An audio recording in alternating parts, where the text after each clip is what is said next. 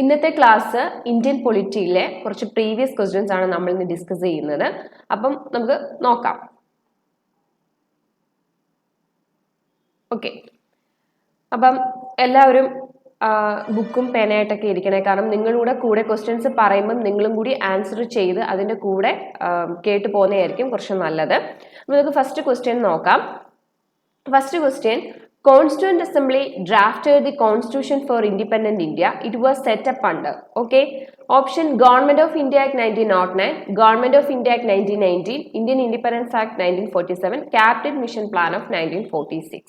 Question മനസ്സിലായി കാണുമല്ലോ നിങ്ങൾക്ക് അല്ലേ? Constituent Assembly drafted the Constitution for Independent India. It was set up under. എന്ന് പറഞ്ഞാൽ നമുക്കറിയാം നമ്മുടെ കോൺസ്റ്റിറ്റ്യൂഷൻ ഡ്രാഫ്റ്റ് ചെയ്തിരിക്കുന്നത് ആരാണ്? കോൺസ്റ്റിറ്റ്യൂന്റ് അസംബ്ലി ആണ് അല്ലേ? നമ്മുടെ കോൺസ്റ്റിറ്റ്യൂഷൻ നമുക്ക് ഇതുപോലെ നമ്മൾ കാണുന്ന എഴുതി തയ്യാറാക്കിയിരിക്കുന്ന കോൺസ്റ്റിറ്റ്യൂഷൻ ഡ്രാഫ്റ്റ് ചെയ്തിരിക്കുന്നത് ആരാന്ന് ചോദിച്ചാൽ കോൺസ്റ്റിറ്റ്യൂന്റ് അസംബ്ലിയാണ്, ഭരണഘടനാ നിർമ്മാണ സഭയാണ്. ഈ ഭരണഘടനാ നിർമ്മാണ സഭ അല്ലെങ്കിൽ ഈ കോൺസ്റ്റിറ്റ്യൂന്റ് അസംബ്ലി ആരാണ് സെറ്റപ്പ് ചെയ്തത്, എങ്ങനെയാണ് വന്നതെന്നാണ് ചോദിച്ചിരിക്കുന്നത്. അപ്പൊ ഇതിലേതാണ് അതിന്റെ ആൻസർ എന്ന് പറയുന്നത്? പറയാമോ ഇതിലേതാണ് അതിന്റെ ആൻസർ എന്ന്? നിങ്ങൾ പറഞ്ഞേ. ക്യാബിനറ്റ് മിഷൻ പ്ലാൻ 1946 അല്ലെ? ക്യാബിനറ്റ് മിഷൻ പ്ലാൻ 1946 ആണ് കോൺസ്റ്റിറ്റ്യൂന്റ് അസംബ്ലി കൊണ്ടുവരുന്നത്. ആ കോൺസ്റ്റിറ്റ്യൂന്റ് അസംബ്ലിയാണ് കോൺസ്റ്റിറ്റ്യൂഷനെ ഡ്രാഫ്റ്റ് ചെയ്തിരിക്കുന്നത് അല്ലെ? അപ്പൊ ക്യാബിനറ്റ് മിഷൻ പ്ലാൻ എന്ന് പറയുമ്പോൾ എന്തൊക്കെ കാര്യങ്ങൾ നിങ്ങൾക്ക് അതിനെ പറ്റിയിട്ട് അറിയാം? ക്യാബിനറ്റ് മിഷനെ നമ്മൾ ഇന്ത്യയിലേക്ക് അയക്കുന്നത് ആരാണ്? ബ്രിട്ടീഷ് പ്രൈം മിനിസ്റ്റർ ആയ ക്ലെമന്റ് ആറ്റ്ലിയാണ് അല്ലെ? ബ്രിട്ടീഷ് പ്രൈം മിനിസ്റ്റർ ക്ലെമന്റ് ആറ്റ്ലിയാണ് എന്ത് ചെയ്യുന്നത്? ക്യാബിനറ്റ് മിഷനെ ഇന്ത്യയിലേക്ക് അയക്കുന്നത്. ആരാണെന്ന് ചോദിച്ചാൽ ക്ലെമന്റ് ആറ്റ്ലിയാണ്, British prime minister Clement Attlee. ഇനി എന്തിനു വേണ്ടിയിട്ടാണ് ക്യാബിനറ്റ് മിഷൻ ഇന്ത്യയിലേക്ക് വന്നത്? നമുക്കറിയാം ഇന്ത്യക്കാര് നിരന്തരമായി ആവശ്യപ്പെട്ടുകൊണ്ടിരുന്ന ഒരു കാര്യമായിരുന്നു എന്തെന്ന് പറയുന്നത്, ഇന്ത്യക്ക് ഒരു സെൽഫ് ഗവൺമെന്റ് ക്രിയേറ്റ് ചെയ്യണം, ഇന്ത്യക്ക് ഇൻഡിപെൻഡൻസ് വേണം. അങ്ങനെ ഉള്ള ആവശ്യങ്ങൾ നമ്മൾ നിരന്തരമായി നമ്മൾ ഉന്നയിച്ചുകൊണ്ടിരുന്ന ആവശ്യങ്ങളായിരുന്നു അല്ലെ? അങ്ങനെ വന്നപ്പോൾ 1946 ഈ ക്യാബിനറ്റ് മിഷനെ ഇന്ത്യയിലേക്ക് British prime minister Clement Attlee അയക്കുന്നത്. അപ്പൊ ക്യാബിനറ്റ് മിഷന്റെ എയിം എന്ന് പറയുന്നത് പ്രധാനമായിട്ടും രണ്ട് കാര്യങ്ങളായിരുന്നു. ഒന്ന് പറയുന്നത് എന്ത് ചെയ്യുക, പവർ ട്രാൻസ്ഫർ ചെയ്യുക, ബ്രിട്ടീഷുകാരിൽ നിന്നും ഇന്ത്യക്കാർക്ക് എന്ത് ചെയ്യുക, പവർ ട്രാൻസ്ഫർ ചെയ്യുക. അതുപോലെ തന്നെ ഇന്ത്യക്ക് വേണ്ടി എന്ത് ചെയ്യുക, ഒരു കോൺസ്റ്റിറ്റ്യൂഷൻ ഫ്രെയിം ചെയ്യുക. ഇത് രണ്ടുമായിരുന്നു ഒരു മെയിൻ പർപ്പസ് എന്ന് പറയുന്നത് ക്യാബിനറ്റ് മിഷന്റെ. എന്തൊക്കെയാണ്? ഒന്ന് എന്ത് ചെയ്യുക, പവർ ബ്രിട്ടീഷുകാരിൽ നിന്നും ഇന്ത്യക്കാർക്ക് ട്രാൻസ്ഫർ ചെയ്യുക. സെക്കൻഡ് തിങ് എന്തായിരുന്നു? ഒരു കോൺസ്റ്റിറ്റ്യൂഷൻ ഫ്രെയിം ചെയ്യുക അല്ലെ? ഇന്ത്യക്കാർക്ക് വേണ്ടിയിട്ട് ഒരു കോൺസ്റ്റിറ്റ്യൂഷൻ ഫ്രെയിം ചെയ്യുക. അപ്പൊ അതിന്റെ ഫലമായിട്ടാണ് എന്ത് വരുന്നത്? ഒരു കോൺസ്റ്റിറ്റ്യൂന്റ് അസംബ്ലി ഫോം ചെയ്യുന്നത് അല്ലെ? അപ്പം ഈ ക്യാബിനറ്റ് മിഷൻ എന്ന് പറയുന്നത് നമുക്കറിയാം ഒരു 3 മെമ്പർ ബോഡിയാണ്. ക്യാബിനറ്റ് മിഷൻ എന്ന് പറയുന്നത് എന്താണ്? 3 മെമ്പർ ബോഡിയാണ്. 3 പേരുള്ള ഒരു ബോഡിയായിരുന്നു ഈ ക്യാബിനറ്റ് മിഷൻ. ആരൊക്കെയാണ് അതിൽ വരുന്നത്? Pethick Lawrence, A.V. Alexander, Stafford Cripps അല്ലെ? Pethick ലോറൻസും A.V. അലക്സാണ്ടറും സ്റ്റെഫേർഡ് ക്രിപ്സും. അപ്പം അതിന്റെ ചെയർമാൻ എന്ന് പറയുന്നത് ആരാന്ന് ചോദിച്ചാൽ പെട്രിക് ലോറൻസ് ആയിരുന്നു. ഈ ക്യാബിനറ്റ് മിഷന്റെ ചെയർമാൻ എന്ന് പറയുന്ന ആരാണ്? പെട്രിക് ലോറൻസ്. കൂടാതെ ആരൊക്കെ ഉണ്ടായിരുന്നു? A.V. അലക്സാണ്ടറും സ്റ്റെഫേർഡ് ക്രിപ്സും ഉണ്ടായിരുന്നു. ചെയർമാൻ ആരാന്ന് ചോദിച്ചാൽ പെട്രിക് ലോറൻസ് ആണ്. അങ്ങനെ 1946 മാർച്ച് 24 എന്ത് ചെയ്യുന്നത്? ക്യാബിനറ്റ് മിഷൻ ഇന്ത്യയിലേക്ക് വരുന്നത്. ഇനി ക്യാബിനറ്റ് മിഷൻ 1946 മാർച്ച് 24 ഇന്ത്യയിൽ വരുമ്പോൾ ഇന്ത്യയിൽ ആരാണ് വൈസ്രോയി? ലോർഡ് വേവൽ ആണ് കേട്ടോ. ലോർഡ് വേവൽ ആണ് എന്തെന്ന് പറയുന്നത് ഇന്ത്യയിലെ വൈസ്രോയി. അപ്പൊ ഇത്രയും കാര്യങ്ങൾ അറിഞ്ഞിരിക്കുക. ഈ ക്യാബിനറ്റ് മിഷൻ ആണ് എന്ത് ഫോം ചെയ്യുന്നത്? ഒരു കോൺസ്റ്റിറ്റ്യൂന്റ് അസംബ്ലി ഫോം ചെയ്യുന്നത്. ആ കോൺസ്റ്റിറ്റ്യൂന്റ് അസംബ്ലിയാണ് പിന്നീട് ഇന്ത്യക്ക് വേണ്ടിയിട്ട് ഒരു കോൺസ്റ്റിറ്റ്യൂഷൻ ഫ്രെയിം ചെയ്യുന്നത്. ഓക്കെ, നിങ്ങൾക്ക് ക്ലിയർ ആയല്ലോ? അപ്പം നിങ്ങൾ ഓർത്തിരിക്കുക, ക്യാബിനറ്റ് മിഷൻ 1946 മാർച്ച് 24 ഇന്ത്യയിലേക്ക് വരുന്നത്. ആരാണ് ക്യാബിനറ്റ് മിഷനെ ഇന്ത്യയിലേക്ക് അയക്കുന്നത് വെച്ചാൽ ബ്രിട്ടീഷ് പ്രൈം മിനിസ്റ്റർ ആയ ക്ലെമന്റ് ആറ്റ്ലി ആണ്. ഇതൊരു 3 മെമ്പർ ബോഡിയാണ്. അതിന്റെ ചെയർമാൻ പെട്രിക് ലോറൻസ് ആണ്.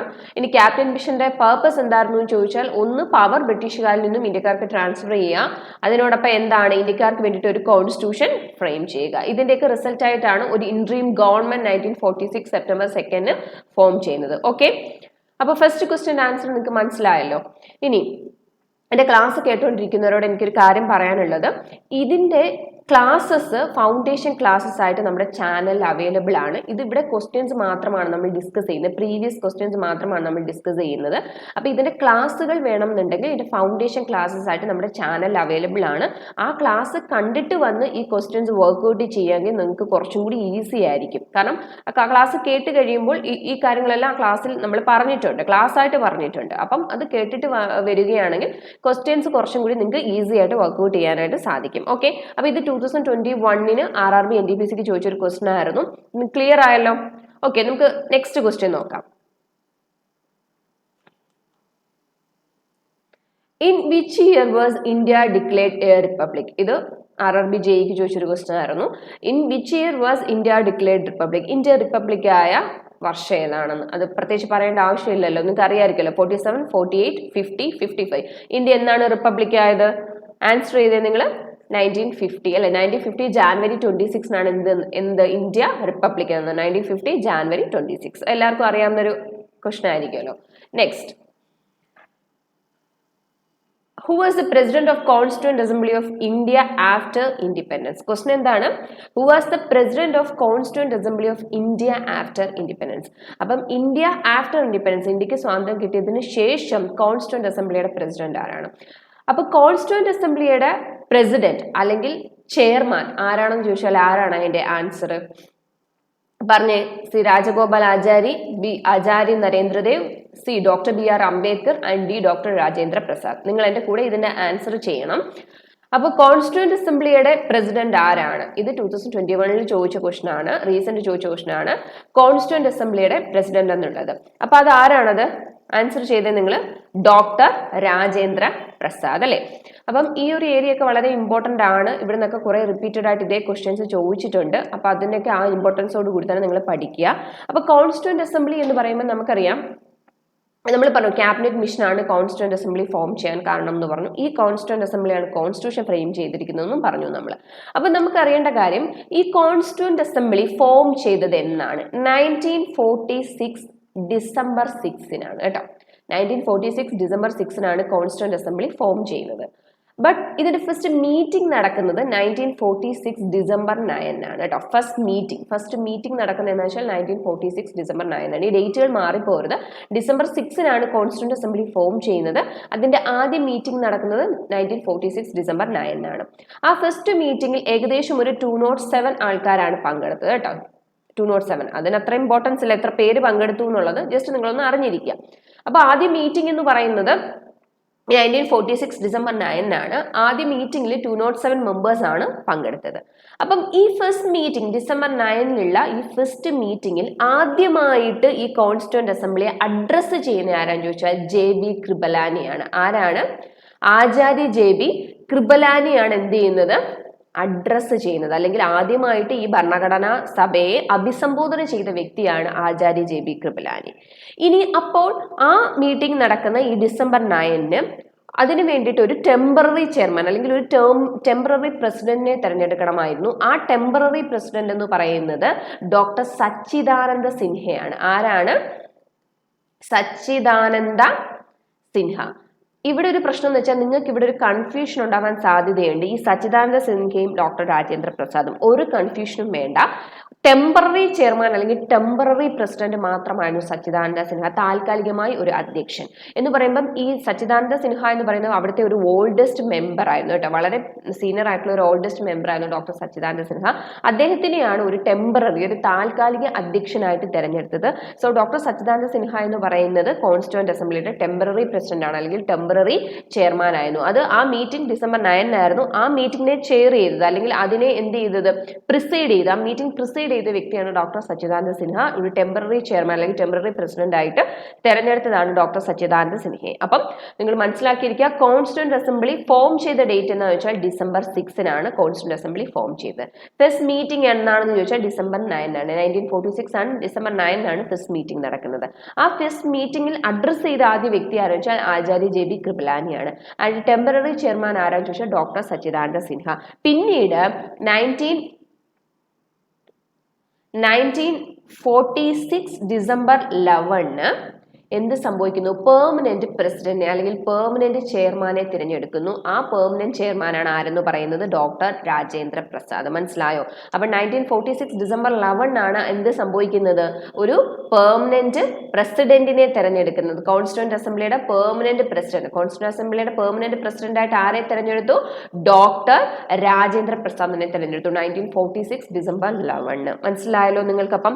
അപ്പൊ അതിന്റെ ടെമ്പററി ചെയർമാൻ അല്ലെങ്കിൽ ആ ഫസ്റ്റ് മീറ്റിംഗ് മീറ്റിംഗ് പ്രിസൈഡ് ചെയ്ത വ്യക്തിയാണ് ഡോക്ടർ സച്ചിദാനന്ദ സിൻഹ. പക്ഷേ ഡിസംബർ 11 ആയപ്പോൾ എന്ത് ചെയ്തു, ഒരു പെർമനന്റ് പ്രസിഡന്റിനെ തിരഞ്ഞെടുത്തു, ഇലക്ട് ചെയ്തു. അങ്ങനെ കോൺസ്റ്റിറ്റ്യൂന്റ് അസംബ്ലിയുടെ പ്രസിഡന്റ് ആയി മാറി ആര്, ഡോക്ടർ രാജേന്ദ്ര പ്രസാദ്. ഓക്കെ, നിങ്ങൾക്കത് ക്ലിയർ ആയല്ലോ. നെക്സ്റ്റ് ക്വസ്റ്റ്യൻ നോക്കാം. Okay, who chaired the first meeting of the Constituent Assembly of India? Who chaired the first meeting of the Constituent Assembly of India? Dr. B.R. Ambedkar, Upendra, Dr. Rajendra Prasad, Sachidananda Sinha. ഇപ്പം നമ്മൾ ഇതിന്റെ answer പറഞ്ഞതേ ഉള്ളൂ അല്ലേ. Who chaired the first meeting of the Constituent Assembly? First meeting നടന്നത് എന്നാണ്?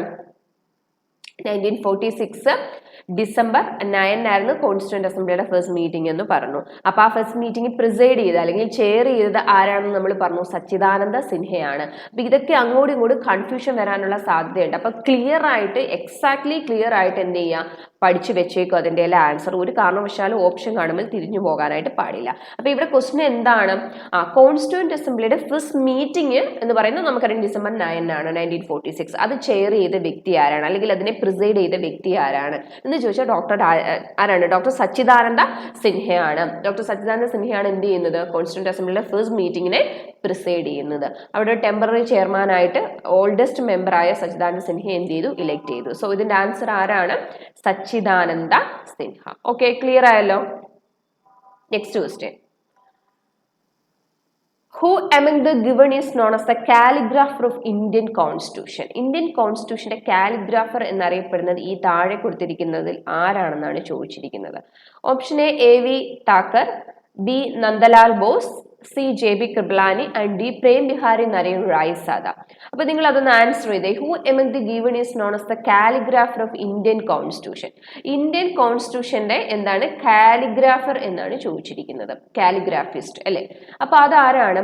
ഇവിടെ നിങ്ങൾക്കൊരു കൺഫ്യൂഷൻ വരുന്ന രണ്ട് പേര്, ഒന്ന് നന്ദലാൽ ബോസ് ആയിരിക്കും. നന്ദലാൽ ബോസ് എന്താണ്, നന്ദലാൽ ബോസ് ഇന്ത്യൻ കോൺസ്റ്റിറ്റ്യൂഷന്റെ കവർ പേജ് ഡിസൈൻ ചെയ്ത വ്യക്തിയാണ്. ഇന്ത്യൻ കോൺസ്റ്റിറ്റ്യൂഷന്റെ കവർ പേജ് ഡിസൈൻ ചെയ്ത ആരാണെന്ന് ചോദിച്ചാൽ ആരാണ്, വളരെ എമിനന്റ് ആയിട്ടുള്ള ഒരു പെയിന്റർ ആണ് നന്ദലാൽ ബോസ് എന്ന് പറയുന്നത്. വളരെ ഫേമസ് ആയിട്ടുള്ള എമിനന്റ് ആയിട്ടുള്ള ഒരു പെയിന്റർ ആണ്. അദ്ദേഹമാണ് ഇന്ത്യൻ കോൺസ്റ്റിറ്റ്യൂഷന്റെ കവർ പേജ് ഡിസൈൻ ചെയ്തിരിക്കുന്നത്. എന്നാൽ ഒറിജിനലി ഇന്ത്യൻ കോൺസ്റ്റിറ്റ്യൂഷൻ എഴുതി തയ്യാറാക്കിയിരിക്കുന്ന വ്യക്തി ആരാണെന്ന് ചോദിച്ചാൽ അതാണ് പ്രേം ബിഹാരി നരേൻ റായ്സാദ. അതാണ് കാലിഗ്രാഫിസ്റ്റ്, കാലിഗ്രാഫർ എന്ന് പറയുന്നത്. ഓക്കെ, അപ്പം പ്രേം ബിഹാരി നരേൻ റായ്സാദയാണ് നമ്മുടെ ഇന്ത്യൻ കോൺസ്റ്റിറ്റ്യൂഷനെ ഒറിജിനലി ഹാൻഡ് റിട്ടൺ എഴുതി തയ്യാറാക്കിയിരിക്കുന്ന വ്യക്തി ആരാണെന്ന് ചോദിച്ചാൽ പ്രേം ബിഹാരി നരേൻ റായ്സാദയാണ്. നന്ദലാൽ ബോസ് ആരാണ്, കവർ പേജ്, ഇന്ത്യൻ കോൺസ്റ്റിറ്റ്യൂഷന്റെ കവർ പേജ് ഡിസൈൻ ചെയ്തിരിക്കുന്ന വ്യക്തിയാണ് നന്ദലാൽ ബോസ് എന്ന് പറയുന്നത്. പ്രേം ബിഹാരി നരേൻ റായ്സാദയോ ഒറിജിനലി ഇന്ത്യൻ കോൺസ്റ്റിറ്റ്യൂഷൻ എഴുതി തയ്യാറാക്കിയിരിക്കുന്ന കാലിഗ്രാഫിസ്റ്റ് ആണ് പ്രേം ബിഹാരി നരേൻ റായ്സാദ. ഓക്കെ, അത് ക്ലിയർ ആയല്ലോ. Next question. On which date did Jawaharlal Nehru introduce the objective resolution in the Constituent Assembly? Okay, question നിങ്ങൾക്ക് മനസ്സിലായി കാണുമല്ലോ. ജവഹർലാൽ നെഹ്റു ഒബ്ജക്റ്റീവ് റെസൊല്യൂഷൻ അവതരിപ്പിക്കുന്ന, ഇൻട്രൊഡ്യൂസ് ചെയ്യുന്നത് ഏത് ഡേറ്റിലാണെന്നാണ് ചോദിച്ചിരിക്കുന്നത്. പ്രമേയം, ഒബ്ജക്റ്റീവ് റെസൊല്യൂഷൻ പ്രമേയം അവതരിപ്പിച്ചത് ഏത് ഡേറ്റിലാണെന്നാണ് ചോദിച്ചിരിക്കുന്നത്. അപ്പം 4 ഓപ്ഷൻ ഉണ്ട്. ഏതാണ്? 1948 December 13, 1946 December 13, 1949 December 13, 1947 December 13. Okay, നിങ്ങളൊന്ന് ആൻസർ ചെയ്യാമോ? അത് ആൻസർ ചെയ്തേ. എന്നാണ് Jawaharlal Nehru objective resolution introduce ചെയ്തത്? നമ്മൾ പറഞ്ഞു 1946 ഡിസംബർ 11 എന്ത് സംഭവിച്ചു? രാജേന്ദ്ര പ്രസാദ് പെർമനന്റ് പ്രസിഡന്റ് ആയി. ഓക്കെ, അതിനുശേഷം 1946 ഡിസംബർ 13 ജവഹർലാൽ നെഹ്റു ഈ കോൺസ്റ്റിറ്റ്യൂന്റ് അസംബ്ലിയിൽ ഒരു ഒബ്ജക്റ്റീവ് റെസൊല്യൂഷൻ ഇൻട്രൊഡ്യൂസ് ചെയ്യുന്നുണ്ട്. ഒരു പ്രമേയം എന്ത് ചെയ്യുന്നുണ്ട്? ഇൻട്രൊഡ്യൂസ് ചെയ്യുന്നുണ്ട് 1946 ഡിസംബർ 13. ഈ ഒബ്ജക്റ്റീവ് റെസൊല്യൂഷനെ ശ്രദ്ധിച്ചു കേൾക്കുക. ഈ objective resolution constituent assembly accept ചെയ്യുന്നത് 1947 ജാനുവരി 22. മനസ്സിലായോ? അപ്പം ഇത് ഇൻട്രൊഡ്യൂസ് ചെയ്തത് ജവഹർലാൽ നെഹ്റു ഒരു ഒബ്ജക്റ്റീവ് റെസൊല്യൂഷൻ കോൺസ്റ്റിറ്റ്യൂന്റ് അസംബ്ലിയുടെ മുമ്പിൽ ഇൻട്രൊഡ്യൂസ് ചെയ്തത് 1946 ഡിസംബർ 13 ആണ്. ബട്ട് അത് കോൺസ്റ്റിറ്റ്യൂന്റ് അസംബ്ലി അക്സെപ്റ്റ് ചെയ്യുന്നത് 1947 ജാനുവരി 22. അപ്പം കോൺസ്റ്റിറ്റ്യൂന്റ് അസംബ്ലി എന്ത് ചെയ്തു? അത് അക്സെപ്റ്റ് ചെയ്തു. ഈ കോൺസ്റ്റിറ്റ്യൂന്റ് അസംബ്ലി അക്സെപ്റ്റ് ചെയ്ത ഈ ഒബ്ജക്റ്റീവ് റെസൊല്യൂഷൻ ആണ് പിന്നീട് ഇന്ത്യൻ കോൺസ്റ്റിറ്റ്യൂഷന്റെ എന്തായി മാറിയത്? പ്രിയാമ്പിളായി മാറിയത്. ഇന്ത്യൻ കോൺസ്റ്റിറ്റ്യൂഷന്റെ പ്രിയാമ്പിൾ അല്ലെങ്കിൽ പ്രിഫേസ് അല്ലെങ്കിൽ ഇൻട്രൊഡക്ഷൻ എന്നൊക്കെ പറയാം. നമ്മൾ പഠിക്കുന്ന സമയത്ത് നമ്മുടെ ബുക്കുകളിലെ അക്കാഡമിക് ഇയറിലൊക്കെ നമ്മുടെ ടെക്സ്റ്റുകൾ തുറന്നാൽ ആദ്യം കാണാൻ പറ്റുന്നത് ഇന്ത്യൻ കോൺസ്റ്റിറ്റ്യൂഷന്റെ പ്രിയാമ്പിൾ ആണ്. We the people of India എന്ന് പറഞ്ഞ് സ്റ്റാർട്ട് ചെയ്യുന്നതാണ് പ്രിയാമ്പിൾ അല്ലെങ്കിൽ പ്രിഫേസ് അല്ലെങ്കിൽ ഇൻട്രൊഡക്ഷൻ എന്നൊക്കെ പറയുന്നത്. അപ്പം ഈ objective resolution Jawaharlal Nehru 1946 December 13 അവതരിപ്പിച്ച ഈ objective resolution 47 January 22 constituent assembly accept ചെയ്യുന്നു. അത് പിന്നീട് ഇന്ത്യൻ കോൺസ്റ്റിറ്റ്യൂഷന്റെ എന്തായി മാറുന്നു? പ്രിയാമ്പിളായി മാറുന്നു. So father or architect of preamble of Indian constitution എന്നാണ് ആരെ വിളിക്കുന്നത്? ജവഹർലാൽ നെഹ്റുവിനെ. കാരണം പ്രിയാമ്പിൾ ആയി മാറിയത് ഈ നെഹ്റു അവതരിപ്പിച്ച ഒബ്ജക്റ്റീവ് റെസൊല്യൂഷൻ ആണ്. അതുകൊണ്ടാണ് അദ്ദേഹത്തിനെ ഫാദർ അല്ലെങ്കിൽ architect of preamble of Indian constitution എന്ന് വിളിക്കുന്നത്. ഇനി നിങ്ങൾ മനസ്സിലാക്കേണ്ട ഒരു കാര്യം, ഈ പ്രിയാമ്പിള് ഒരു വട്ടം മാത്രമേ അമെൻഡ് ചെയ്തിട്ടുള്ളൂ. ഓൺലി വൺ ടൈം മാത്രമാണ് പ്രിയാമ്പിൾ അമെൻഡ് ചെയ്തിരിക്കുന്നത്. നമുക്കൊരു അമെൻഡ് ചെയ്യണമെന്നുണ്ടെങ്കിൽ ഒരു അമെൻമെന്റ് ആക്ടിലൂടെ മാത്രമേ എന്ത് ചെയ്യാൻ പറ്റത്തുള്ളൂ?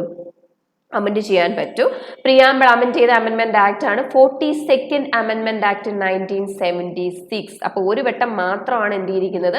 പ്രിയാമ്പിൾ അമെൻഡ് ചെയ്തിരിക്കുന്നത്. ഓക്കെ, നമ്മുടെ ഇന്റഗ്രിറ്റി, സോവറിനിറ്റി എന്നൊക്കെ ഉള്ള വേർഡ് ആഡ് ചെയ്തുകൊണ്ട് ഒരു വട്ടം മാത്രമാണ് എന്ത് ചെയ്തിരിക്കുന്നത്? പ്രിയാമ്പിൾ അമെൻഡ് ചെയ്തിരിക്കുന്നത്. ആ അമെൻമെന്റ് ആക്ട് ആണ് 1976 42nd അമെൻമെന്റ് ആക്ട്. അപ്പൊ 1976 42nd അമെൻമെന്റ് ആക്ട് ആണ് എന്ത് ചെയ്തിരിക്കുന്നത്? പ്രിയാമ്പിളിനെ അമെൻഡ് ചെയ്തിരിക്കുന്നത്. അപ്പൊ പ്രിയാമ്പിൾ ഫാദർ അല്ലെങ്കിൽ ആർക്കിടെക്ട് എന്ന് വിളിക്കുന്നത് ജവഹർലാൽ നെഹ്റുവിനെയാണ്. ഒരു പ്രാവശ്യം മാത്രമേ എന്ത് ചെയ്തിട്ടുള്ളൂ? പ്രിയാമ്പിൾ അമെൻഡ് ചെയ്തിട്ടുള്ളൂ.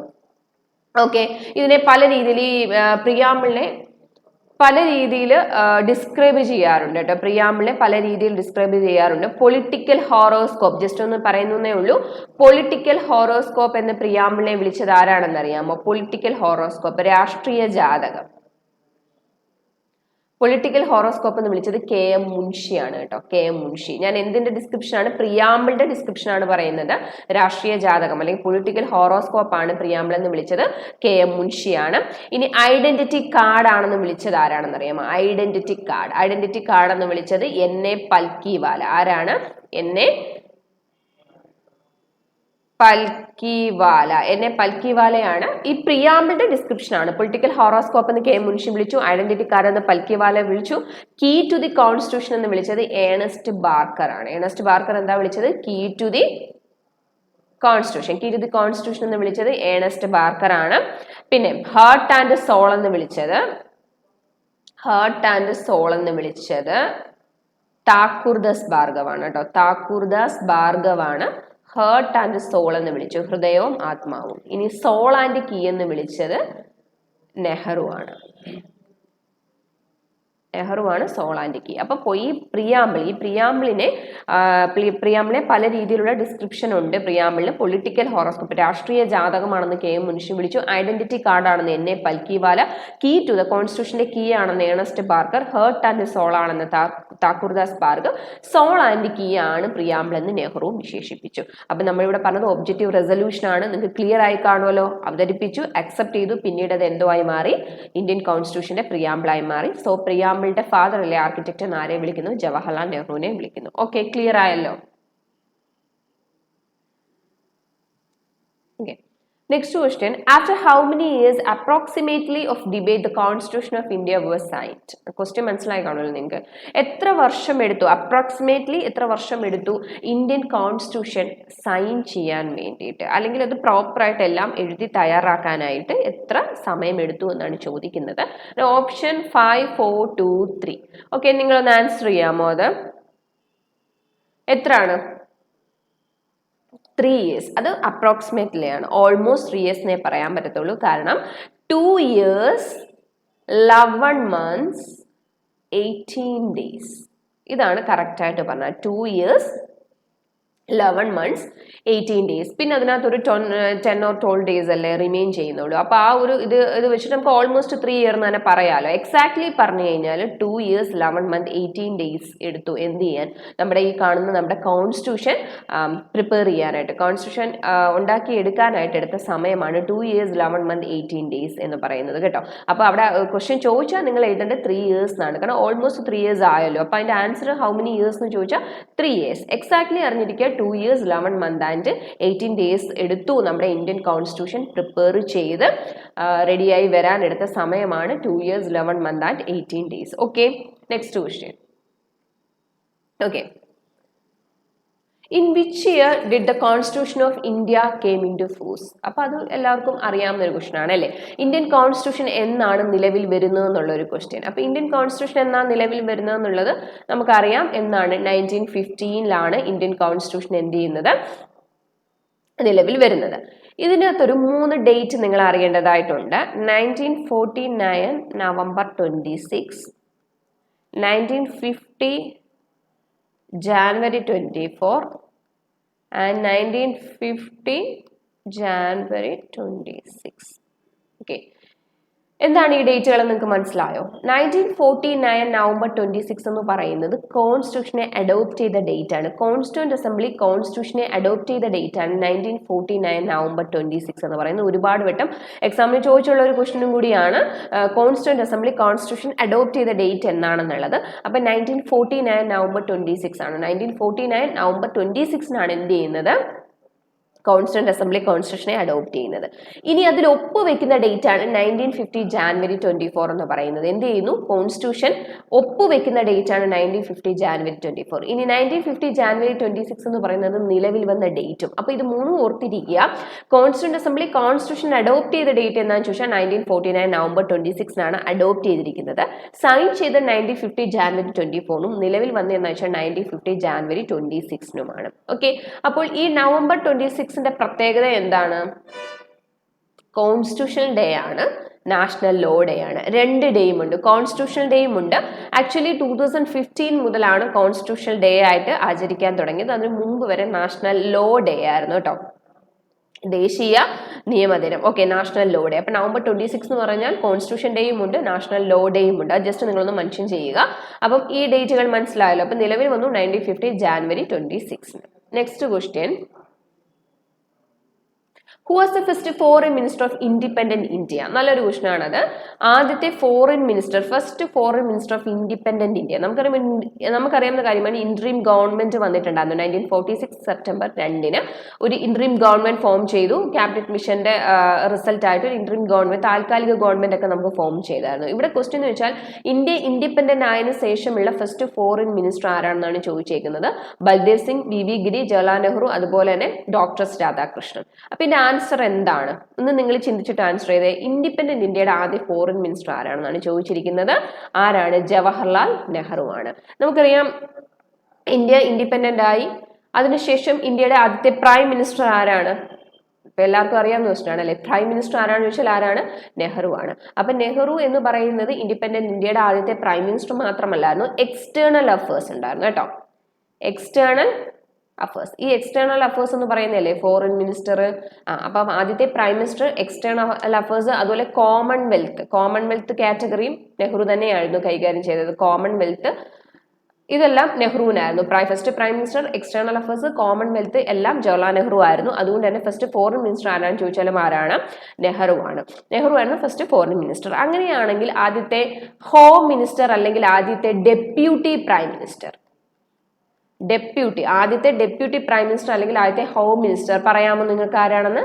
സർദാർ വല്ലഭായ് പട്ടേലാണ്. സർദാർ വല്ലഭായ് പട്ടേലായിരുന്നു ഫസ്റ്റ് ഹോം മിനിസ്റ്റർ അല്ലെങ്കിൽ ഫസ്റ്റ് ഡെപ്യൂട്ടി മിനിസ്റ്റർ ആണെന്ന് വെച്ചാൽ സർദാർ വല്ലഭായ് പട്ടേലാണ്. അപ്പം ആദ്യ പ്രൈം മിനിസ്റ്റർ, എക്സ്റ്റേണൽ അഫയേഴ്സും കോമൺവെൽത്തും എല്ലാം നെഹ്റു ആയിരുന്നു. ഹോം മിനിസ്റ്റർ അല്ലെങ്കിൽ ഡെപ്യൂട്ടി പ്രൈം മിനിസ്റ്റർ ആണെന്ന് വെച്ചാൽ സർദാർ വല്ലഭായ് പട്ടേലാണ്. ദെൻ ആദ്യത്തെ എഡ്യൂക്കേഷൻ മിനിസ്റ്റർ ആരാണെന്ന് അറിയാമോ? എഡ്യൂക്കേഷൻ പറയാമോ? ആദ്യ എഡ്യൂക്കേഷൻ മിനിസ്റ്റർ ആരാണെന്ന്? മൗലാന അബ്ദുൽ കലാം ആസാദ് ആണ് എഡ്യൂക്കേഷൻ മിനിസ്റ്റർ. അങ്ങനെയാണെങ്കിൽ ലോ മിനിസ്റ്റർ നിങ്ങൾക്ക് പെട്ടെന്ന് പറയാൻ പറ്റും. ലോ മിനിസ്റ്റർ ആദ്യത്തെ ആരാണ്? ഡോക്ടർ ബി ആർ അംബേദ്കർ ആണ്. ഡോക്ടർ ബി ആർ അംബേദ്കർ ആണ് ലോ മിനിസ്റ്റർ. എഡ്യൂക്കേഷൻ ആരാണ്? മൗലാന അബ്ദുൽ കലാം ആസാദ് ആണ്. അങ്ങനെയാണെങ്കിൽ food and agriculture minister. Food and agriculture ആരാണെന്ന് അറിയാമോ? ഫുഡ് ആൻഡ് അഗ്രികൾച്ചർ ആരാണ്? ഡോക്ടർ രാജേന്ദ്ര പ്രസാദ് ആണ്. ഡോക്ടർ രാജേന്ദ്ര പ്രസാദ് ആണ് food and agriculture. Law minister B R Ambedkar ആണ്. എഡ്യൂക്കേഷൻ മൗലാന അബ്ദുൽ കലാം ആസാദ് ആണ്. ദെൻ ഹെൽത്ത് ആരാണെന്ന് അറിയാമോ? ഹെൽത്ത് മിനിസ്റ്റർ രാജ്കുമാരി അമൃത് കൗർ ആണ് കേട്ടോ. രാജ്കുമാരി അമൃത് കൗർ ആണ് എന്തെന്ന് പറയുന്നത്? Health minister. പിന്നെ ഡിഫൻസ് ആരാന്നറിയാമോ? ഫസ്റ്റ് ഡിഫൻസ് മിനിസ്റ്റർ ആരാണ്? ബൽദേവ് സിംഗ് ആണ്. ബൽദേവ് സിംഗ് ആണ് ആദ്യത്തെ എന്തെന്ന് പറയുന്നത് ഡിഫൻസ് മിനിസ്റ്റർ. അങ്ങനെയാണെങ്കിൽ ഫിനാൻസ് മിനിസ്റ്റർ ആരാണെന്ന് പറയാമോ? ഫിനാൻസ്, നിങ്ങൾക്ക് ആർക്കെങ്കിലും ഇത് നോട്ട് ചെയ്യണമെന്നുണ്ടെങ്കിൽ ഞാൻ പറയുമ്പോൾ തന്നെ നോട്ട് ചെയ്യണേ. ഫിനാൻസ് മിനിസ്റ്റർ ആരാണ്? RK ഷൺമുഖം ചെട്ടിയാണ്. ഷൺമുഖം ചെട്ടിയായിരുന്നു എന്തെന്ന് പറയുന്നത്? ഷൺമുഖം ചെട്ടിയാണ് എന്തെന്ന് പറയുന്നത്?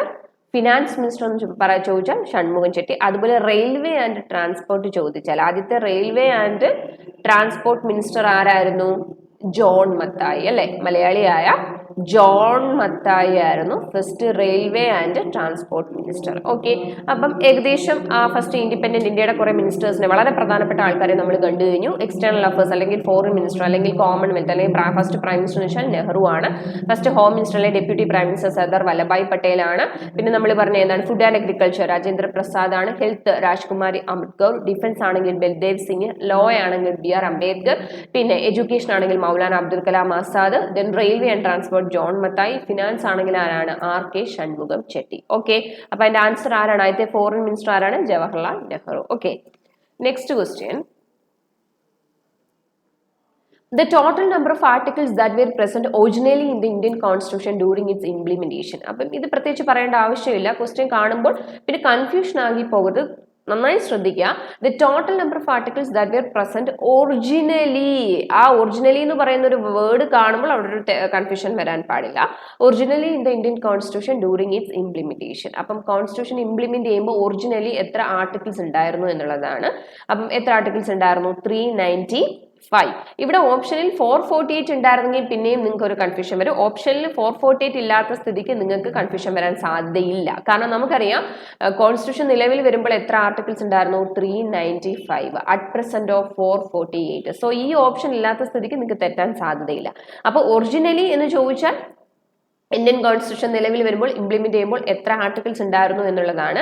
395 ആർട്ടിക്കിൾസ് ആണ്. ഇപ്പോഴാണെങ്കിൽ 448. എത്ര പാർട്സ് ഉണ്ടായിരുന്നു എന്ന്? 22. ഇപ്പോൾ അറ്റ് പ്രസന്റ് 25.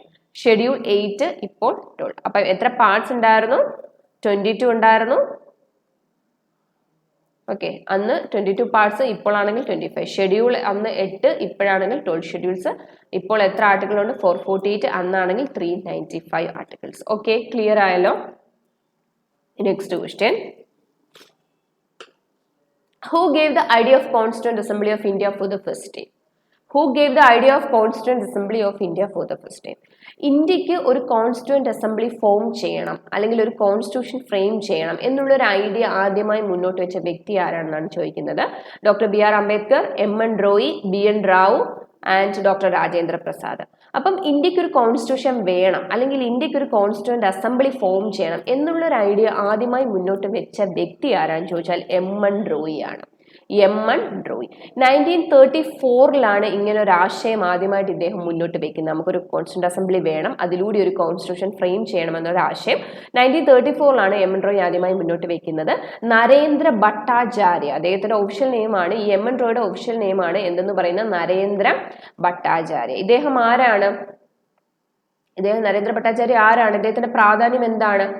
ഇന്ത്യൻ കമ്മ്യൂണിസ്റ്റ് പാർട്ടിയുടെ വക്താവാണ് അല്ലെ? കമ്മ്യൂണിസ്റ്റ് പാർട്ടി ഇത്രയധികം ഡെവലപ്ഡ് ആവാൻ അല്ലെങ്കിൽ കമ്മ്യൂണിസ്റ്റ് പാർട്ടി വരാൻ തന്നെ കാരണമായ വക്താവ് എന്ന് പറയുന്നത് MN റോയിയാണ്. ഇന്ത്യൻ കമ്മ്യൂണിസ്റ്റ് പാർട്ടിയുടെ വക്താവാണ് MN റോയി എന്ന് പറയുന്നത്. കമ്മ്യൂണിസ്റ്റ് ഇന്റർനാഷണൽ അംഗമായ ആദ്യ വ്യക്തിയാണ് കേട്ടോ. കമ്മ്യൂണിസ്റ്റ് ഇന്റർനാഷണൽ അംഗമായ ആദ്യ വ്യക്തിയാണെന്ന് പറയുന്ന നരേന്ദ്ര ഭട്ടാചാര്യ എന്ന് വിളിക്കുന്ന MN റോയി. അപ്പൊ അദ്ദേഹത്തിന്റെ പീപ്പിൾസ് പ്ലാൻ വളരെയധികം ഫേമസ് ആണ്. ജനകീയ പദ്ധതി പീപ്പിൾസ് പ്ലാൻ അദ്ദേഹത്തിൻ്റെതാണ്. അതുപോലെ തന്നെ RDP എന്താണ്? Radical democratic party. Radical democratic party അദ്ദേഹത്തിന്റെ വളരെ ഫേമസ് ആയിട്ടുള്ള ബുക്കാണ് ഇന്ത്യ ഇൻ ട്രാൻസിഷൻ. എന്താണ്? India in transition. അപ്പൊ ഓർത്തോളുക, നരേന്ദ്ര ഭട്ടാചാര്യ എന്നറിയപ്പെടുന്ന MN റോയി കമ്മ്യൂണിസ്റ്റ് പാർട്ടിയുടെ വക്താവാണ്. കമ്മ്യൂണിസ്റ്റ് ഇന്റർനാഷണൽ അംഗമായ ആദ്യ വ്യക്തിയാണ്. 1934 ഇങ്ങനെ ഒരു ആശയം ആദ്യമായി മുന്നോട്ട് വെക്കുന്നത്. പീപ്പിൾസ് പ്ലാൻ ആരുടെയെന്ന് ചോദിച്ചാൽ MN റോയിയുടെയാണ്. അതുപോലെ റാഡിക്കൽ ഡെമോക്രാറ്റിക് പാർട്ടി ആരുടെയെന്ന് ചോദിച്ചാൽ MN റോയിയുടെയാണ്. അദ്ദേഹത്തിന്റെ വളരെ ഫേമസ് ആയിട്ടുള്ള ബുക്കാണ് ഇന്ത്യ ഇൻ ട്രാൻസിഷൻ എന്ന് പറയുന്നത്. അപ്പൊ ഇന്ത്യ ഇൻ ട്രാൻസിഷൻ എന്ന് പറയുന്ന ആരുടെ ബുക്കാണെന്ന് ചോദിച്ചാൽ ആരുടെയാണ്? MN റോയി. നരേന്ദ്ര ഭട്ടാചാര്യ എന്ന് വിളിക്കുന്ന MN റോയിയുടെ ബുക്കാണ് ഇന്ത്യ ഇൻ ട്രാൻസിഷൻ എന്ന് പറയുന്നത്. ഓക്കെ, അപ്പൊ ഇത് ക്ലിയർ ആയല്ലോ? Next question. What was 26 January called in India before 1947? അപ്പൊ ആ ക്വസ്റ്റ്യൻ ഒന്ന് നിങ്ങൾ ശ്രദ്ധിക്കണം. നമുക്ക് എല്ലാവർക്കും അറിയാം ജനുവരി 26 ക്വസ്റ്റ്യൻ എന്താണ്? 1947 മുമ്പ് ജനുവരി 26 എന്ന് പറയുന്ന ഏത് ദിവസമായിരുന്നത്? ഈ ക്വസ്റ്റ്യൻ പെട്ടെന്ന് കാണുന്ന ഒരു വ്യക്തി ആൻസർ ചെയ്യും റിപ്പബ്ലിക് ഡേ എന്ന്. കാരണം ജനുവരി 26 എന്ന് പറയുന്നത് റിപ്പബ്ലിക് ഡേ അല്ലേ. അപ്പോൾ അത് അവിടെ ആ ഒരു ബാക്കിയുള്ള ക്വസ്റ്റ്യൻസ് ഒന്നും ചിലപ്പോൾ നോക്കത്തില്ല. ജനുവരി 26 മാത്രമായിരിക്കും ഫോക്കസ് ചെയ്യുന്ന. ആൻസർ അങ്ങനെ തെറ്റാൻ സാധ്യതയുണ്ട്. ഇവിടെ ക്വസ്റ്റ്യൻ ചോദിച്ചിരിക്കുന്ന വ്യക്തമായി മനസ്സിലാക്കുക. നമുക്കറിയാം നമുക്ക് ഇന്ത്യക്ക് സ്വാതന്ത്ര്യം കിട്ടുന്ന 1947 അല്ലെ. അപ്പൊ അതിനു മുമ്പിട്ട് ജാനുവരി 26 അറിയപ്പെട്ടിരുന്നത് ഏത് ദിവസമായിട്ടാണെന്ന്? ആക്ച്വലി ഏത് ദിവസമായിട്ടാണ്? ഇൻഡിപെൻഡൻസ് ഡേ ആയിട്ടാണ് അറിയപ്പെട്ടിരുന്നത് കേട്ടോ. അപ്പൊ അതൊരു നല്ലൊരു ക്വസ്റ്റൻ ആണ്. തെറ്റാൻ സാധ്യതയുള്ള ഒരു ക്വസ്റ്റൻ ആണ്. കാരണം നിങ്ങൾ ജനുവരി 26 എന്താണ് എടുത്തു ചോദിച്ചു റിപ്പബ്ലിക് ഡേ അല്ലേ എന്ന് ചിന്തിക്കും. ബട്ട് അങ്ങനെയല്ല. 1947 മുമ്പ് ജനുവരി 26 ഇൻഡിപെൻഡൻസ് ഡേ ആയിട്ടാണ് എന്ത് ചെയ്യുന്നത് അറിഞ്ഞിരിക്കുന്നത്. അതിന്റെ കാരണം എന്താണെന്ന് വെച്ചാൽ 1929 INC സെഷൻ, നമുക്കറിയാം ഇന്റർനാഷണൽ കോൺഗ്രസിന്റെ ഓരോരോ സെഷനുകൾ ഉണ്ട്. അതിൽ 1929 നടന്ന ലാഹോർ സെഷന്റെ പ്രസിഡന്റ് എന്ന് പറയുന്നത് ജവഹർലാൽ നെഹ്റു ആയിരുന്നു. അപ്പൊ 1929 ലാഹോർ സെഷന്റെ പ്രസിഡന്റ് ജവഹർലാൽ നെഹ്റു. ഈ നെഹ്റു അന്നാണ് പൂർണ്ണ സ്വരാജ് റെസൊല്യൂഷൻ അവതരിപ്പിക്കുന്നത് കേട്ടോ. പൂർണ്ണ സ്വരാജ് റെസൊല്യൂഷൻ. അപ്പൊ ഇതും വളരെ ഇമ്പോർട്ടന്റ് ആണ്. പരീക്ഷയ്ക്ക് എപ്പോഴും ചോദിക്കുന്ന ക്വസ്റ്റൻ ആണ്. പൂർണ്ണ സ്വരാജ് റെസൊല്യൂഷൻ അവതരിപ്പിച്ചത് ആരാണെന്ന് ചോദിക്കാറുണ്ട്, ഏത് സെഷനിലാണെന്ന് ചോദിക്കാറുണ്ട്, ഏത് വർഷമാണെന്ന് ചോദിക്കാറുണ്ട്. അപ്പൊ ഇതെല്ലാം തന്നെ പ്രീവിയസ് ആണ്. 1929 INCയുടെ ലാഹോർ സെഷൻ നടക്കുന്ന. നെഹ്റു ആയിരുന്നു അതിന്റെ പ്രസിഡന്റ്. അപ്പോഴാണ് പൂർണ്ണ സ്വരാജ് റെസൊല്യൂഷൻ, നമുക്ക് പൂർണ്ണ സ്വരാജ് വേണം അല്ലെ, കംപ്ലീറ്റ് ഇൻഡിപെൻഡൻസ് വേണം എന്നുള്ള ഒരു റെസൊല്യൂഷൻ ആര് പാസ്സാക്കുന്നത്? 1929 സെഷനിൽ വെച്ചാണ് പാസ്സാക്കുന്നത്. അന്നൊരു തീരുമാനം എടുക്കും. നെക്സ്റ്റ് ഇയർ 1930 മുതൽ എല്ലാ വർഷവും ജാനുവരി 26 എന്താണ് നമ്മൾ ഇൻഡിപെൻഡൻസ് ഡേ ആയിട്ട് നമ്മൾ ആചരിക്കണം. അങ്ങനെ എല്ലാ വർഷവും ആ ദിവസം നമ്മുടെ ഫ്ലാഗ്, നാഷണൽ ഫ്ലാഗ് ഹോസ്റ്റ് ചെയ്യണം. നമ്മുടെ സ്വാതന്ത്ര്യ ദിനമായിട്ട് നമ്മൾ എല്ലാ വർഷവും നമ്മൾ ആചരിക്കണം എന്ന് പറഞ്ഞിരിക്കുന്നതിന്റെ ഓർമ്മയ്ക്കായിട്ടാണ് ആക്ച്വലി നമ്മളിപ്പോൾ എന്താണ് റിപ്പബ്ലിക് ഡേ ആയിട്ട് ജനുവരി 26 ആചരിക്കുന്നത്. പക്ഷേ നമ്മുടെ 1946 സ്വാതന്ത്ര്യം കിട്ടുന്നതിന് മുമ്പ് വരെയും ജനുവരി 26 നമ്മൾ കൺസിഡർ ചെയ്ത് എന്താണ് ഇൻഡിപെൻഡൻസ് ഡേ ആയിട്ടാണ്. 1947 ഓഗസ്റ്റ് 15 നമ്മൾക്ക് ഇൻഡിപെൻഡൻസ്, കംപ്ലീറ്റ്ലി ഇൻഡിപെൻഡൻസ് നമുക്ക് കിട്ടിയതിന് ശേഷം ആ ഡേറ്റ് നമ്മൾ ഇൻഡിപെൻഡൻസ് ഡേ ആക്കിയത് കൊണ്ട് തന്നെ പിന്നീട് നമ്മൾ എന്താണ് ജനുവരി 26 നമ്മൾ എന്തോ ആക്കി മാറ്റി? റിപ്പബ്ലിക് ആക്കി മാറ്റി, റിപ്പബ്ലിക് ഡേ ആക്കി മാറ്റി. അപ്പൊ ഇങ്ങനെ ക്വസ്റ്റ്യൻ വരുമ്പോൾ തെറ്റരുത്. 1947 മുമ്പുള്ള ജനുവരി 26 നമ്മൾ ഇൻഡിപെൻഡൻസ് ഡേ ആയിട്ടാണ് കൺസിഡർ ചെയ്തിരിക്കുന്നത്. ഓക്കെ, അപ്പം ആ ക്വസ്റ്റ്യൻ ഒന്ന് നിങ്ങൾ ശ്രദ്ധിച്ചോളുക. അടുത്തൊരു question. Who was the president of the first meeting of the constituent assembly which was held on 1946 December 9? അപ്പം ഈ ക്വസ്റ്റ്യൻ ഒക്കെ നമുക്ക് എപ്പോഴും തെറ്റാം. ഇതിനകത്ത് നിങ്ങൾ പ്രസിഡന്റ്, കോൺസ്റ്റിറ്റ്യൂന്റ് അസംബ്ലി ഒക്കെ കാണുന്നുള്ളൂ. ഓപ്ഷനകത്ത് രാജേന്ദ്ര പ്രസാദ് ഉണ്ട്, ഡോക്ടർ സച്ചിദാനന്ദ സിൻഹയുണ്ട്. അപ്പം തെറ്റിക്കാനുള്ള ചാൻസ് വളരെ കൂടുതലാണ്. ക്വസ്റ്റ്യൻ മൊത്തം വായിക്കുക. Who was the president of the first meeting of the constituent assembly which was held on December 9, 1946? നമുക്കറിയാം കോൺസ്റ്റിറ്റ്യൂന്റ് അസംബ്ലിയുടെ ആദ്യ മീറ്റിംഗ് നടക്കുന്നത് December 9, 1946 ആണ്. അത് നമുക്കറിയാമല്ലോ. ആ 1946 December 9 നടന്ന ആദ്യ മീറ്റിംഗിന്റെ, ഫസ്റ്റ് മീറ്റിംഗിന്റെ പ്രസിഡന്റ് ആരാണെന്നാണ് ചോദ്യം. ആ ഫസ്റ്റ് മീറ്റിംഗിന്, അതുകൊണ്ടാണ് ഈ ഡേറ്റ് എടുത്തു ചോദിച്ചിരിക്കുന്നത്. ഈ ഡേറ്റ് ഇവിടെ ഇല്ല എന്നുണ്ടെങ്കിൽ കോൺസ്റ്റിറ്റ്യൂന്റ് അസംബ്ലിയുടെ പ്രസിഡന്റ് ചോദിക്കുമ്പോൾ നമ്മൾ ആരെ എഴുതണം? രാജേന്ദ്ര പ്രസാദിനെ എഴുതണം. ഇവിടെ എടുത്തു ചോദിച്ചിട്ടുണ്ട് 1946 December 9 നടന്ന മീറ്റിംഗിലെ പ്രസിഡന്റ് ആരാണെന്നാണ്. അപ്പൊ അതിന്റെ പ്രസിഡന്റ് ആരാണ്? ഡോക്ടർ സച്ചിദാനന്ദ സിൻഹ. ഡീറ്റെയിൽ ആയിട്ട് പറയേണ്ട ആവശ്യമില്ലല്ലോ, ഞാൻ ഓൾറെഡി പറഞ്ഞതാണ്. അവിടുത്തെ ഏറ്റവും ഓൾഡസ്റ്റ് ആയിട്ടുള്ള സീനിയർ ആയിട്ടുള്ള ആളെ എന്ത് ചെയ്തു? ഒരു ടെമ്പററി പ്രസിഡന്റ് ആയിട്ട് എന്ത് ചെയ്തു? തെരഞ്ഞെടുത്തു. അതുപോലെ തന്നെ നമ്മൾ പറഞ്ഞു അദ്ദേഹമാണ് പ്രിസൈഡ് ചെയ്ത ഫസ്റ്റ് മീറ്റിംഗ് എന്ന്. അപ്പൊ ഫസ്റ്റ് മീറ്റിംഗിന്റെ പ്രസിഡന്റ് ആരാണെന്ന് ചോദിച്ചാൽ ഡോക്ടർ സച്ചിദാനന്ദ സിൻഹയാണ്. Okay, next question. Who is the deputy chairman of the Constituent Assembly who wrote the Indian Constitution? എന്ന് പറഞ്ഞാൽ കോൺസ്റ്റിറ്റ്യൂന്റ് അസംബ്ലിയുടെ ഡെപ്യൂട്ടി ചെയർമാൻ. ഈ കോൺസ്റ്റിറ്റ്യൂന്റ് അസംബ്ലിയുടെ ചെയർമാൻ ആരാണ്? ഡോക്ടർ രാജേന്ദ്ര പ്രസാദ്. നമ്മൾ പറഞ്ഞ കാര്യമാണ് അല്ലെ. കോൺസ്റ്റിറ്റ്യൂന്റ് അസംബ്ലിയുടെ പ്രസിഡന്റ് ആരാണെന്ന് ചോദിച്ചാൽ ഡോക്ടർ രാജേന്ദ്ര പ്രസാദ് അല്ലെ. ചെയർമാൻ എന്ന് പറയുന്നത് doctor Rajendra Prasad. Deputy chairman അല്ലെങ്കിൽ ഡെപ്യൂട്ടി പ്രസിഡന്റ് അല്ലെങ്കിൽ ഡെപ്യൂട്ടി ചെയർമാൻ എന്ന് ചോദിച്ചാൽ HC മുഖർജിയാണ് കേട്ടോ. ഹരീന്ദ്ര കുമാർ മുഖർജി എന്ന് വിളിക്കും. ഹരീന്ദ്ര കുമാർ മുഖർജി എന്ന് പറയുന്നത് HC മുഖർജിയാണ് ആരെന്ന് പറയുന്നത് ഡെപ്യൂട്ടി ചെയർമാൻ. ഇനി ഒരു കോൺസ്റ്റിറ്റ്യൂഷണൽ അഡ്വൈസർ കൂടി ഉണ്ടായിരുന്നു. അത് ആരാണെന്ന് അറിയാമോ? BN റാവു. അപ്പൊ ഇത്രയും ആൾക്കാരെ നിങ്ങൾ കൃത്യമായി പഠിച്ചു വെച്ചേക്കുക. അപ്പം കോൺസ്റ്റിറ്റ്യൂവന്റ് അസംബ്ലിയുടെ ഇവരെല്ലാം കൂടെ ചേർന്നിട്ടാണല്ലോ കോൺസ്റ്റിറ്റ്യൂവന്റ് അസംബ്ലി നമ്മളിപ്പോൾ കാണുന്ന കോൺസ്റ്റിറ്റ്യൂഷനാക്കി മാറ്റിയിരിക്കുന്നത്. സോ കോൺസ്റ്റിറ്റ്യൂവന്റ് അസംബ്ലിയുടെ ചെയർമാൻ ആരാണ് വെച്ചാൽ പെർമനന്റ് ചെയർമാൻ അല്ലെങ്കിൽ പ്രസിഡന്റ് അല്ലെങ്കിൽ ചെയർമാൻ എന്ന് വെച്ചാൽ രാജേന്ദ്ര പ്രസാദ് ആണ്, ഡോക്ടർ രാജേന്ദ്ര പ്രസാദ് ആണ്. ഡെപ്യൂട്ടി ചെയർമാൻ ആരാണെന്ന് ചോദിച്ചാൽ ആരാണ്? HC മുഖർജി ആണ്. ഇനി അതിന്റെ അഡ്വൈസർ ആരാണെന്ന് ചോദിച്ചാൽ കോൺസ്റ്റിറ്റ്യൂഷണൽ അഡ്വൈസർ ആരാണെന്ന് ചോദിച്ചാൽ ആരാണ്? BN റാവു ആണ്. അപ്പൊ ഇവിടെ ഡെപ്യൂട്ടി ചെയർമാൻ കോൺസ്റ്റിറ്റ്യൂവന്റ് അസംബ്ലിയുടെ ആരാണ്? ഹരീന്ദ്ര കുമാർ മുഖർജി അല്ലെ, HC മുഖർജി ആണ് ഡെപ്യൂട്ടി ചെയർമാൻ. മനസ്സിലായല്ലോ? അഡ്വൈസർ ആരാണെന്ന് ചോദിച്ചാൽ BN Rao. Next question, who has been known as the father of Indian Constitution? അപ്പൊ അത് പിന്നെ പ്രത്യേകിച്ച് പറയേണ്ട ആവശ്യമില്ല, എല്ലാവർക്കും അറിയാവുന്ന ഒരു ക്വസ്റ്റൻ ആണ് അല്ലേ. 2020 RRBക്ക് ചോദിച്ചൊരു ക്വസ്റ്റൻ ആയിരുന്നു NDPSCക്ക്. Who has been known as the father of Indian constitution അല്ലെങ്കിൽ ആർക്കിടെക്ട് ഓഫ് ഇന്ത്യൻ കോൺസ്റ്റിറ്റ്യൂഷൻ? ആരാണ്? മോഡേൺ മനു എന്നൊക്കെ വിളിക്കുന്ന ആരാണ്? ഡോക്ടർ BR അംബേദ്കർ അല്ലെ. ഡോക്ടർ BR അംബേദ്കർ ആണ് എന്തെന്ന് പറയുന്നത്? ഇന്ത്യൻ കോൺസ്റ്റിറ്റ്യൂഷന്റെ ഫാദർ എന്ന് വിളിക്കുന്നത്. ഇന്ത്യൻ കോൺസ്റ്റിറ്റ്യൂഷന്റെ പിതാവ്, ആർക്കിടെക്ട് എന്നൊക്കെ വിളിക്കുന്നത് ഡോക്ടർ BR അംബേദ്കറിനെയാണ്. മോഡേൺ മനു എന്നൊക്കെ വിളിക്കുന്നത് ഡോക്ടർ BR അംബേദ്കർ ആണ് ഇന്ത്യൻ കോൺസ്റ്റിറ്റ്യൂഷന്റെ ഫാദർ എന്ന് പറയുന്നത്. അതേപോലെ തന്നെ ഡ്രാഫ്റ്റിംഗ് കമ്മിറ്റിയുടെ ചെയർമാൻ ആരാണ്? ഡ്രാഫ്റ്റിംഗ് കമ്മിറ്റി ചെയർമാൻ ആരാണ്? വളരെ ഏറ്റവും പ്രധാനപ്പെട്ട ഒരു കമ്മിറ്റിയാണല്ലേ ഡ്രാഫ്റ്റിംഗ് കമ്മിറ്റി എന്ന് പറയുന്നത്. കോൺസ്റ്റിറ്റ്യൂഷൻ ഇങ്ങനെ ഫ്രെയിം ചെയ്ത് വെച്ചിരിക്കുന്നതിൽ അല്ലെങ്കിൽ നമ്മളിപ്പോൾ കാണുന്ന ഈ റിട്ടൺ കോൺസ്റ്റിറ്റ്യൂഷനിൽ ഏറ്റവും അധികം ഒരു ഇമ്പോർട്ടൻസ് കൊടുത്തൊരു കമ്മിറ്റി ഡ്രാഫ്റ്റിംഗ് കമ്മിറ്റിയാണ്. ആ ഡ്രാഫ്റ്റിംഗ് കമ്മിറ്റി ചെയർമാൻ എന്ന് പറയുന്നത് ആരാണ്? ഡോക്ടർ BR അംബേദ്കർ ആണ്. എപ്പോഴും ഒരുപാട് വർഷം റിപ്പീറ്റഡ് ക്വസ്റ്റൻ ആണ് ഡ്രാഫ്റ്റിംഗ് കമ്മിറ്റി ചെയർമാൻ എന്നുള്ളത്. ഡ്രാഫ്റ്റിംഗ് കമ്മിറ്റിയുടെ ചെയർമാൻ ഡോക്ടർ BR അംബേദ്കർ ആണ്. ഇന്ത്യൻ കോൺസ്റ്റിറ്റ്യൂഷന്റെ ഫാദർ എന്ന് വിളിക്കുന്ന ആരെയും ചോദിച്ചാൽ ഡോക്ടർ BR അംബേദ്കറിനെയാണ്. Okay, next question, which of the following statement regarding Indian Constitution is correct? Indian കോൺസ്റ്റിറ്റ്യൂഷനെ സംബന്ധിച്ച് കറക്റ്റ് ആയിട്ടുള്ള സ്റ്റേറ്റ്മെന്റ് ആണ് ചോദിച്ചിരിക്കുന്നത്. Option A, it's a mixture of many constitution, it's completely based on the British constitution, it is made only on the base of government of India act 1935, it is completely based on the constitution of Canada. അപ്പൊ നിങ്ങളൊന്ന് answer ചെയ്തേ അത്. കാരണം നമ്മൾ കുറെ കോൺസ്റ്റിറ്റ്യൂഷനെ കുറെ ക്ലാസ്സുകൾ എടുത്തു, നമ്മൾ പഠിച്ചു, എല്ലാത്തിൽ നിന്നും നിങ്ങൾക്ക് മനസ്സിലായത് എന്താണ്? ഇന്ത്യൻ കോൺസ്റ്റിറ്റ്യൂഷനെ സംബന്ധിച്ചിടത്തോളം ഇതിലേതാണ് റൈറ്റ് ആയിട്ടുള്ള ഒരു സ്റ്റേറ്റ്മെന്റ് എന്ന് പറയുന്നത്? ഓക്കെ, ഏതാണ് പറഞ്ഞു? It's a mixture of many constitution, അതല്ലേ അതിന്റെ കറക്റ്റ് ആയിട്ടുള്ള ആൻസർ എന്ന് പറയുന്നത്. ഒന്നിലും എന്താണ് ഒരു പർട്ടിക്കുലർ ആയിട്ടുള്ള ഒരു കാര്യത്തിലുള്ളതാണോ നമ്മുടെ കോൺസ്റ്റിറ്റ്യൂഷൻ എന്ന് പറയുന്നത്? That is completely based on British constitution ആണോ? അല്ല. ഈ ഗവൺമെന്റ് ഓഫ് ഇന്ത്യ ആക്ട് 1935 മാത്രം ഡിപ്പെൻഡ് ചെയ്തിട്ടുള്ളതാണോ നമ്മുടെ കോൺസ്റ്റിറ്റ്യൂഷൻ? അല്ല. പിന്നെ കാനഡ കോൺസ്റ്റിറ്റ്യൂഷൻ ആണോ? അല്ല. അപ്പം it's a mixture of many constitution, കുറെ കോൺസ്റ്റിറ്റ്യൂഷന്റെ എല്ലാം കൂടി ഒരു മിക്സ്ചർ ആണ് ഇന്ത്യൻ കോൺസ്റ്റിറ്റ്യൂഷൻ എന്ന് പറയുന്നത്. നമുക്കറിയാം longest and largest written constitution in the world ആണ് ഇന്ത്യൻ കോൺസ്റ്റിറ്റ്യൂഷൻ. ഇന്ത്യൻ ഭരണഘടന എന്ന് പറയുന്നത് ലോകത്തിലെ തന്നെ ഏറ്റവും ബൃഹത്തായ, ഏറ്റവും വലിയ, ഏറ്റവും longest and largest written constitution ആണ് അല്ലെ. അപ്പം അമേരിക്ക എന്നൊക്കെ പറയുന്നത് എന്താണ്? Oldest and shortest written constitution ആണ്. ഏറ്റവും പഴക്കം ചെന്നതും ഏറ്റവും ചെറിയ ഭരണഘടനയും അമേരിക്കയുടേതാണ്. പക്ഷെ നമ്മുടെ ഭരണഘടന എന്ന് പറയുമ്പോൾ വളരെ ബൃഹത്തായ ഒരു ഭരണഘടനയാണ് ഇന്ത്യൻ കോൺസ്റ്റിറ്റ്യൂഷൻ എന്ന് പറയുന്നത്. അറ്റ് പ്രസന്റ് 448 ആർട്ടിക്കിൾസ് ഉള്ള വളരെ ബൃഹത്തായ ഒരു ഭരണഘടനയാണ് ഇന്ത്യൻ ഭരണഘടന അല്ലെങ്കിൽ ഇന്ത്യൻ കോൺസ്റ്റിറ്റ്യൂഷൻ എന്ന് പറയുന്നത്.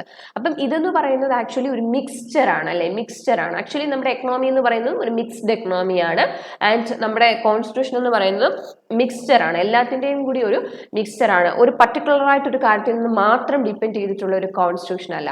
ഈ ഇടയ്ക്കും റീസെന്റ് ഇതിനെ പറ്റിയിട്ടൊക്കെ കുറേ അധികം വിവാദങ്ങൾ ഉണ്ടായ കാര്യങ്ങളാണ്. ഒക്കെ നമുക്കറിയാലേ, ന്യൂസ് പേപ്പറിലൊക്കെ വായിച്ചില്ലേ, ഒരു മിനിസ്റ്ററിനെ നമ്മൾ ഇത് ചെയ്തു, മിനിസ്റ്റർ പോയി ഇങ്ങനെ കോൺസ്റ്റിറ്റ്യൂഷനെ പറ്റി സംസാരിക്കേണ്ട സാഹചര്യം വന്നപ്പോഴത്തേക്കും പോകേണ്ടതായിട്ട് വന്നു. അപ്പൊ അതിൻ്റെയൊക്കെ റീസൺ എന്ന് പറയുന്നത് ആക്ച്വലി മനസ്സിലാക്കിയിരിക്കേണ്ടത് നമ്മുടെ ഇന്ത്യൻ കോൺസ്റ്റിറ്റ്യൂഷൻ എന്ന് പറയുന്നത് നമുക്കറിയാം നമ്മുടെ 1947 വരെ ബ്രിട്ടീഷുകാരാണ് ഇന്ത്യ ഭരിച്ചിരുന്നത്. അപ്പൊ തീർച്ചയായിട്ടും ഡെഫിനറ്റ്ലി അവർ ഉണ്ടാക്കിയിരിക്കുന്ന കുറേ അധികം ആക്ടുകളുണ്ട്. അതിൽ നിന്നും കുറേ കാര്യങ്ങൾ നമ്മൾ നല്ല കാര്യങ്ങൾ കുറേ ബോറോ ചെയ്തിട്ടുണ്ട്. അതിൽ ഏറ്റവും കൂടുതൽ നമ്മൾ ബോറോ ചെയ്തിരിക്കുന്നത് ഗവൺമെന്റ് ഓഫ് ഇന്ത്യ ആക്ട് 1935 നിന്നാണ്. അപ്പം ഗവൺമെന്റ് ഓഫ് ഇന്ത്യ ആക്ട് 1935 നിന്നും നമ്മൾ കുറേ കാര്യങ്ങൾ എടുത്തിട്ടുണ്ട്. അപ്പൊ ഈ ബ്രിട്ടീഷുകാർ നമുക്ക് തന്നിട്ടുള്ളതായ കുറേ അധികം ആക്ടിൽ നിന്നും നമ്മൾ കുറേ നല്ല കാര്യങ്ങൾ എടുത്തിട്ടുണ്ട്.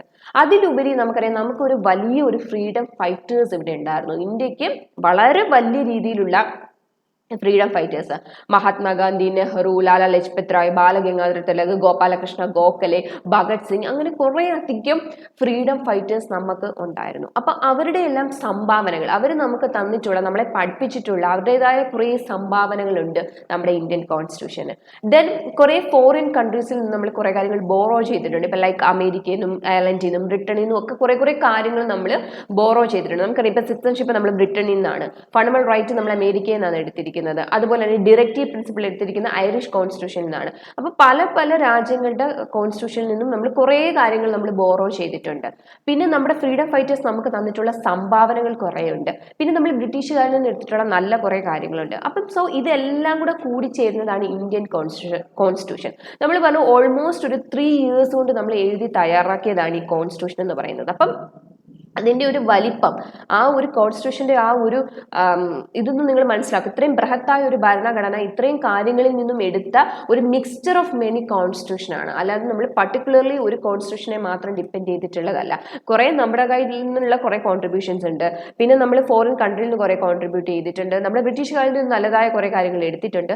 സോ എല്ലാത്തിൻ്റെയും കൂടി ഒരു മിക്സ്ചർ ആണ് ഇന്ത്യൻ കോൺസ്റ്റിറ്റ്യൂഷൻ എന്ന് പറയുന്നത്. സോ ഇതിന് ഏറ്റവും കറക്റ്റ് ആയിട്ടുള്ള സ്റ്റേറ്റ്മെന്റ് എന്താണെന്ന് ചോദിച്ചാൽ it's a mixture of many constitution എന്നുള്ളതാണ്. ഓക്കെ, അപ്പൊ അങ്ങനെ ഒരു ക്വസ്റ്റ്യൻ നിങ്ങൾക്ക് ചോദിച്ചാൽ ഇത് ജെയ്ക്ക് ചോദിച്ചൊരു ക്വസ്റ്റ്യൻ ആണ്, RRB ജെയ്ക്ക് ചോദിച്ച ക്വസ്റ്റ്യൻ ആണ്. അപ്പൊ നമുക്കിത് കറക്റ്റ് ആയിട്ട് ആൻസർ ചെയ്യാൻ പറ്റും. ഇന്ത്യൻ കോൺസ്റ്റിറ്റ്യൂഷൻ എന്ന് പറയുന്നത് it's a mixture of many constitution. Okay, clear ആയല്ലോ? Next question, which day is celebrate as constitution day in India? ഇത് ഓൾറെഡി നമ്മൾ പറഞ്ഞ കാര്യമാണ് അല്ലേ. കോൺസ്റ്റിറ്റ്യൂഷൻ ഡേ, ഭരണഘടനാ ദിനം എന്ന് പറയുന്നത് എന്നാണ്? November 26 ആണ്. അവിടെ ഒരു കൺഫ്യൂഷൻ വരത്തില്ലല്ലോ. കോൺസ്റ്റിറ്റ്യൂഷൻ ഡേ എന്ന് പറയുന്നത് November 26 ആണ്. ആക്ച്വലി 2015 മെയ് മുതലാണ് കോൺസ്റ്റിറ്റ്യൂഷൻ ഡേ ആയിട്ട് November 26 നമ്മൾ ആചരിക്കാൻ തുടങ്ങിയത്. അപ്പം അതിൻ്റെ കൂടെ നാഷണൽ ലോ ഡേയും ഉണ്ട് കേട്ടോ. November 26 ആണ് നാഷണൽ ലോ ഡേ, ദേശീയ നിയമദിനമായിട്ടും ആഘോഷിക്കുന്നത്.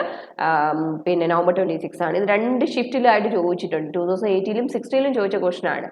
ഗ്രൂപ്പ് ഡിക്കും NDPCക്കും ഒക്കെ ചോദിച്ചൊരു ക്വസ്റ്റൻ ആണ് കോൺസ്റ്റിറ്റ്യൂഷൻ ഡേ എന്നാണ്.